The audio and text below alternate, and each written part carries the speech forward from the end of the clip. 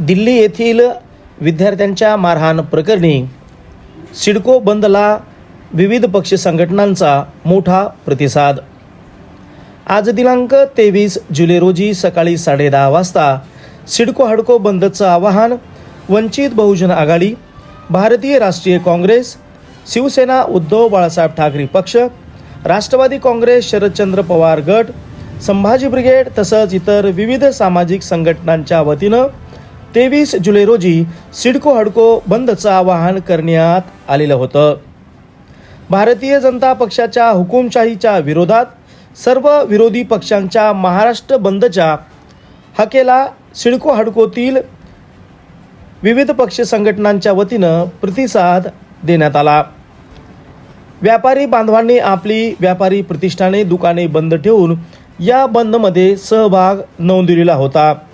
हडको येथील छत्रपती शिवरायांच्या पुतळ्याला वंचित बहुजन आघाडी, भारतीय राष्ट्रीय काँग्रेस, शिवसेना उभाटा, राष्ट्रवादी शरदचंद्र पवार, संभाजी ब्रिगेड तसंच इतर सामाजिक संघटनांच्या वतीनं छत्रपती शिवरायांच्या पुतळ्यास पुष्पहार अर्पण करून त्यासोबतच दिल्ली येथील विद्यार्थी आंदोलनात एक मुलगी दगावल्याच्या नंतर त्या मुलीला श्रद्धांजली वाहण्यात आली।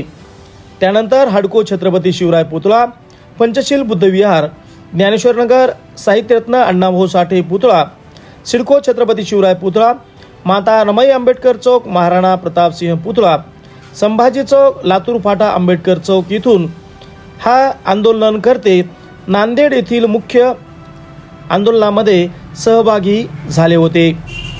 या आंदोलनामध्ये तसंच काढण्यात आलेल्या या मोर्चामध्ये वंचित बहुजन आघाडीचे पदाधिकारी, काँग्रेस, शिवसेना उभाटा, राष्ट्रवादी शरदचंद्र पवार, संभाजी ब्रिगेडचे पदाधिकारी यावेळी उपस्थित होते।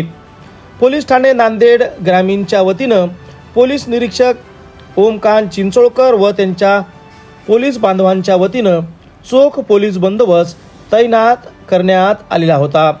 एक वृत्त न्यूज चॅनलसाठी मी दिगंबर शिंदे, दिगा पाटील।